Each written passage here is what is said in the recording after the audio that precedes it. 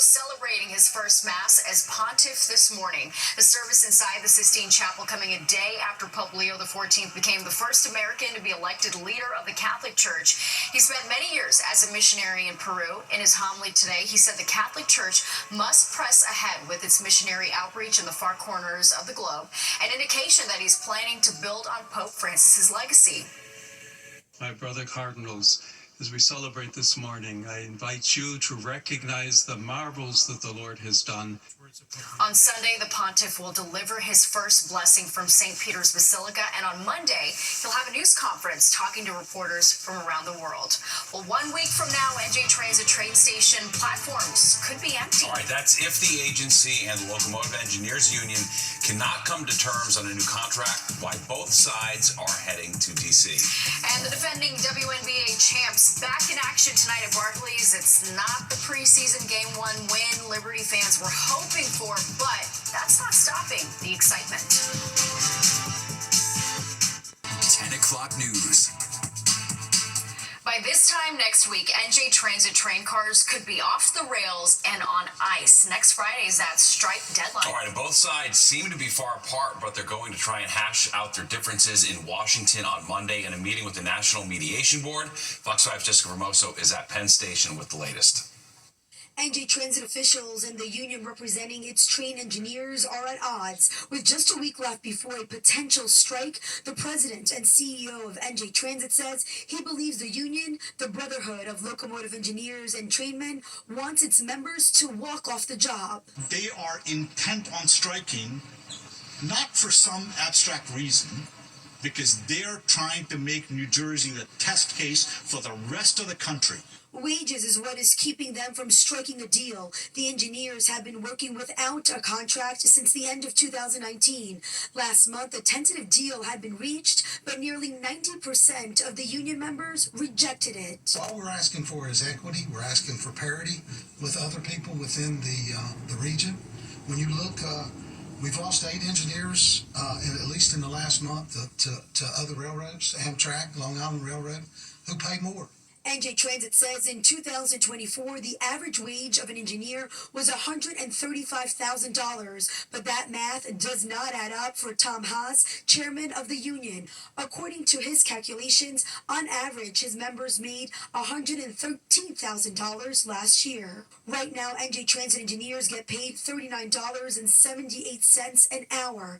NJ Transit officials say the rejected deal would have put them at $49.82 an hour, at par with LIRR engineers. He now wants a pay raise every year going back to 2020 that is 2% more than anybody else, and then he wants 3% on top of it every year going from now till 2030. Money he says the agency can't afford to pay. If there were to be a strike, it would cost NJ Transit $4 million a day to accommodate riders. Well, I wouldn't be able to get into the city. There's no other way I can get into the city. So it's a disaster. Well, it would really mess me up. And with the clock ticking, both parties have now been called to Washington, D.C. to meet with the Federal Mediation Board in hopes of striking a deal. That meeting is set for Monday. At Penn Station, I'm Jessica Formoso, Fox 5 News. President Trump signaling he could be ready to reduce tariffs on products coming into the U.S. from China. This morning, President Trump floated the idea of reducing Chinese tariffs to 80%. Right now, they're set at 145%. This comes ahead of trade talks between the two countries. Top U.S. officials are set to meet with a high-level Chinese delegation this weekend in Switzerland to talk tariffs.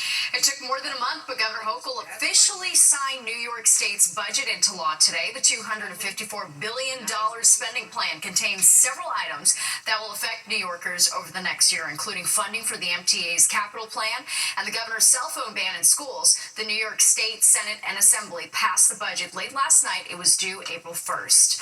All right, let's talk basketball now. And the reigning WNBA champs back on the hardwood in Brooklyn, but it wasn't the Liberty's night, as many of you saw live on My 9. That's right, the team losing to Connecticut in their first preseason game. The final score 94-86. Fox 5's Jennifer Williams watched the game with fans at Barclays. Let's go Liberty! The Liberty are back at Barclays, and for the first time in franchise history, New York takes the court as the defending WNBA champions. I'm so excited. Unbelievably excited. It's just going to be a continuation of last year, which was magic. Pure magic. I'm beyond excited. We're the defending champs, and we're going back to back. So I need us to lock in, get ready for this season. We're coming back, same energy.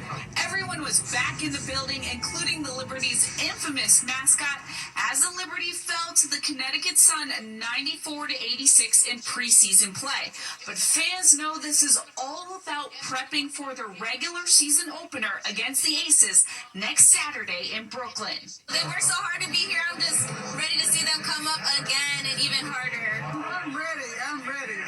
Yep. I can't wait to defend the championship. How excited are you for the Liberty to be back at Barclays? Well, I'm 1,000. Come on, let's go, Liberty! Among the new faces, the Liberty got guard Natasha Cloud in a trade with the Sun in March, and fans can't wait to see how the vet meshes with their team. I can't even put it into words. When I saw the news that she signed with us, I thought I was dreaming. I couldn't believe it. I'm excited out of my mind. How do you think the team chemistry is going to be with some of the new players? That's what I want to wait and see. I really don't know, but I know they're going to give it their all. Now, star Brianna Stewart did not play tonight, but she is just resting, and head coach Sandy Brondello expects her to be available for Monday's exhibition game at the University of Oregon. At the Barclays Center, Jennifer Williams, Fox 5 News. And the Knicks looking to take a commanding 3-0 lead over the defending world champion Boston Celtics tomorrow at Madison Square Garden. That game will be a sellout despite how high ticket prices are. The average ticket on the secondary market going for over $800, but if you're a high roller, courtside seats could cost you in the tens of thousands. Unreal. All right, well, there's a reason we get a dopamine rush from scrolling, tapping, and liking on social media. The new research shining a light on how we've evolved to thrive on likes.